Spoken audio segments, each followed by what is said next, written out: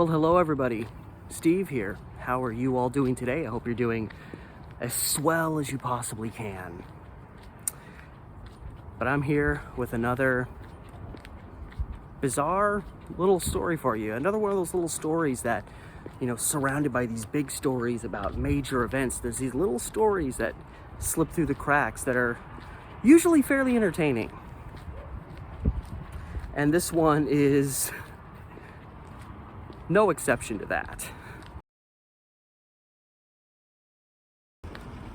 So, Sullivan's Gulch is a stretch in northeast Portland, not too far from downtown, across the river, and it's just this stretch, this little gulch, this kind of just dip in the earth that stretches primarily east and west for a lengthy stretch. And it's in recent decades, the Interstate 84 has been built through there.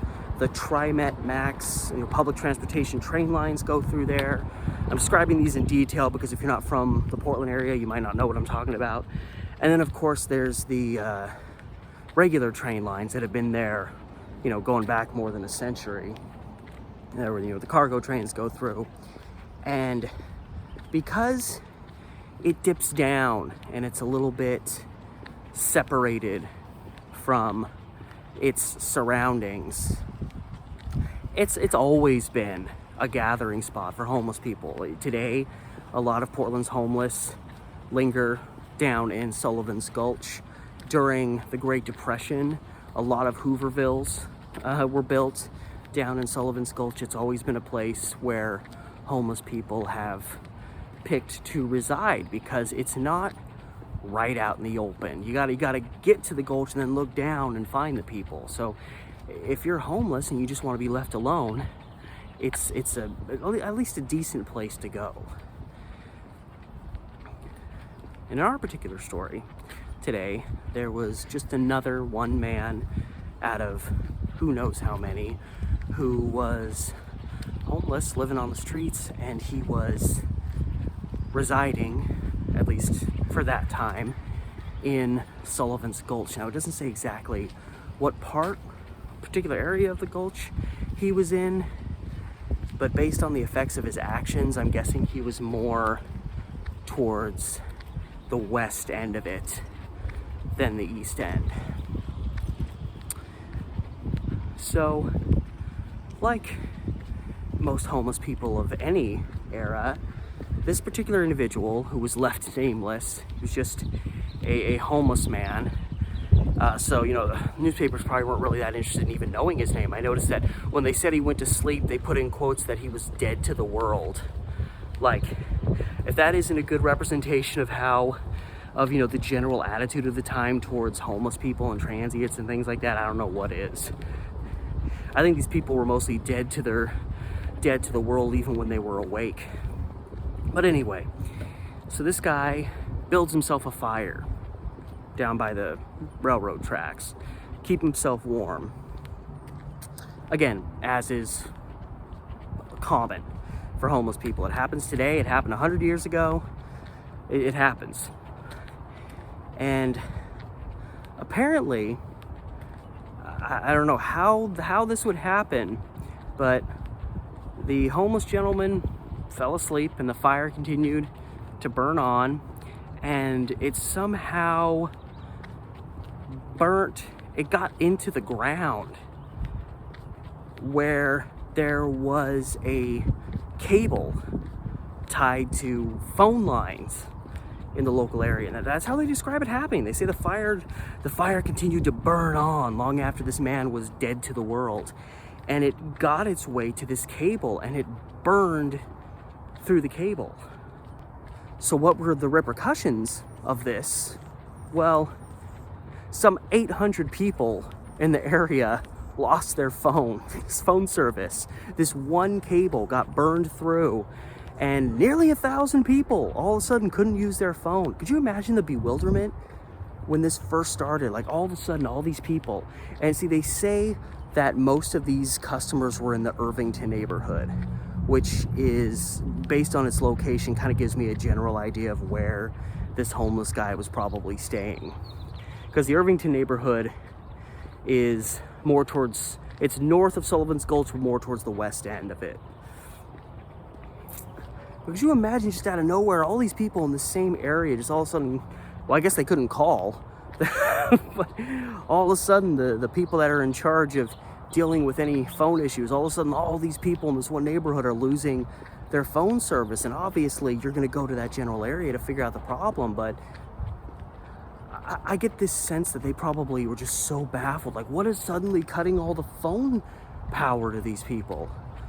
And you search around and you loom and you try to find the source of the damages, and they end up tracking it. Well, actually, now that I think about it, this is probably, I would guess, the reason why the guy, because I'm almost wondering if this guy that did this was never identified. It was more just based on the circumstances of the site where the cable was destroyed by fire. It was just acknowledged that, okay, obviously a fire was built here. It's in Sullivan's Gulch, so it was obviously a homeless guy was sleeping down here and set a fire, and it just burned through.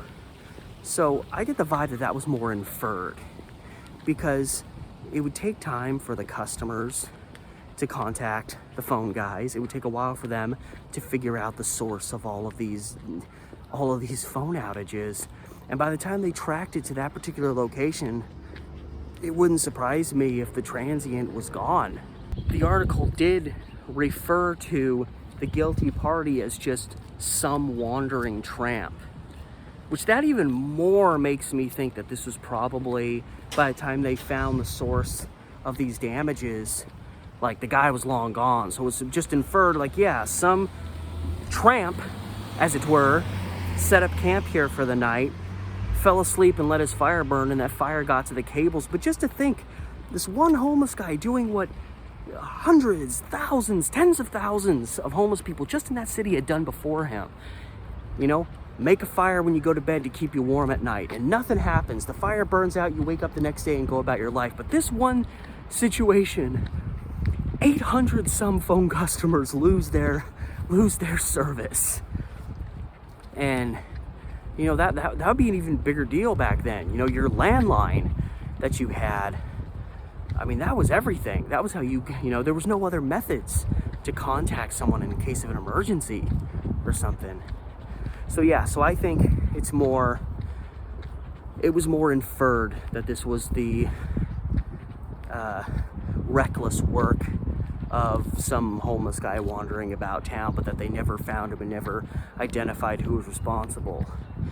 Would they even bust the guy for anything? Because obviously, I don't think he had any intent. I don't think he knew that there was phone lines underneath where he was sleeping. Why would you? I mean, they would just be helping the guy out. You're under arrest, sir. You're going to jail for 30 days, at which time you'll have a bed to sleep on and you'll be fed 3 meals a day. Okay. So I guess we'll never know who was responsible for the great Irvington phone blowout. I don't know what to call it. And that's the story for today. Just more bizarre insanity. And I'd like to thank you so much for watching. As is always the case, remember to like and share and subscribe and do all those little things to help my channel grow. You can hit up my Patreon. The link is in the description below. If you want to join me there, that obviously helps, and I'm always posting new stuff there. Wink.